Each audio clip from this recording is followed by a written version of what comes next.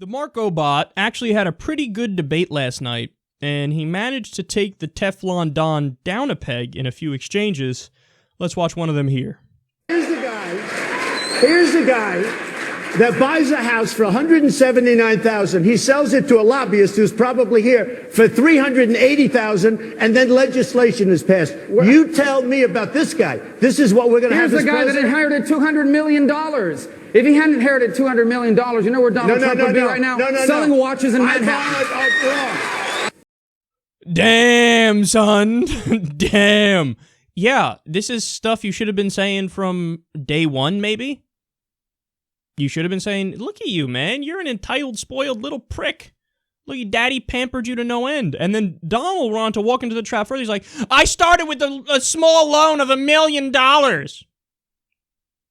Yeah, we would all be so lucky to get such a small loan. But the reality is later on he did inherit the rest of the money, of course, or a certain percentage of the money. Yes, he was born with a silver spoon. Yes, he was set from the beginning. People say that if he just invested his money a certain way in the market, that gets a certain rate of return, he actually would have more money today than he has right now. So, I mean, that does tell you something. But overall, look, I have to say, I'm going to give you guys more specific breakdowns and specific clips from this debate on Monday's show.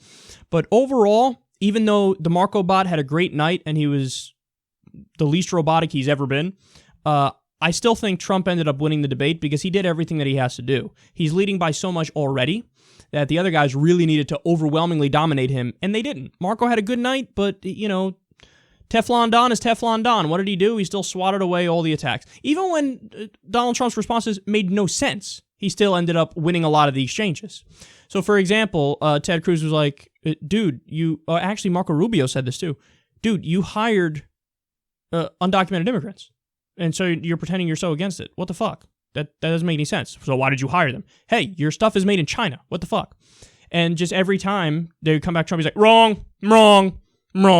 It was one time he was in an exchange with Cruz. Cruz said something that was true, like, oh, you donated to John Kerry or whatever.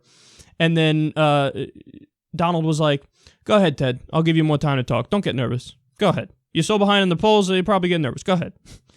And it just, even when the other guys are right, they're such smarmy politicians that it feels insincere and fake, even when they're being accurate. And then Trump just fucking swats it away. And by the way, this isn't just my opinion that, hey, Trump did better. The polls still show it. Directly after the debate, on the time poll, 70% he had. So he won the debate, and he won it by a landslide yet again, even though the Marco bot had a good night. But yeah, if these guys did these attacks from day one, perhaps the race would be in a different place, because they didn't hit him for the longest time when he was ripe for being hit. And then now that it's too little too late, they're like, okay, let's talk about how he hired undocumented immigrants. Let's talk about how he's a pampered little prick. Let's talk about how he donated to Democratic politicians. All that stuff Trump just swats aside, says it doesn't matter, and the voters go, yeah, you know, whatever, it's cool. See, people also forget that in the last two election cycles, John McCain won the nomination and Mitt Romney won the nomination. Now, they're all extreme to one extent or another because it was a Republican primary, but they were the most moderate on stage. So when you bring up something like, hey, in the past, this guy was a Democrat, that's not even necessarily strike against them in a Republican primary because, like I just said, the most moderate candidate won the last two times. So when you say, hey, back in the day you were a Democrat, he goes, number one, now I'm not. Number two, so what? And people give him points in their mind there for, okay, maybe that'll help more in the general election, and then they end up voting for him in overwhelming numbers because of that reason and a trillion other reasons.